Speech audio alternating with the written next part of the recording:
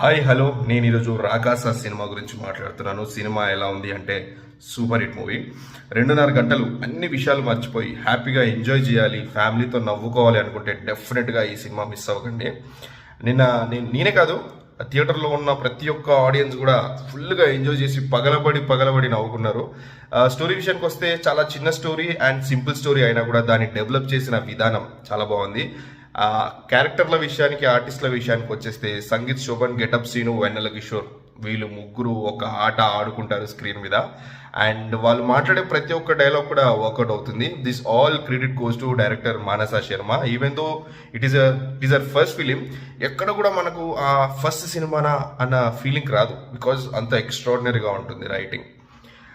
నిహారిక కొనిదల దీన్ని ప్రొడ్యూస్ చేసింది. And we have to feel very happy that female directors and producers ముందుకు వస్తున్నారు ఇలాంటి సినిమాలు తీయడానికి. అండ్ సంగీత్ శోభన్ చాలా బాగా మళ్ళీ తెలుగు ఫిలిం ఇండస్ట్రీలో కనిపిస్తాడు అనిపించింది ఈ సినిమా చూసిన తర్వాత.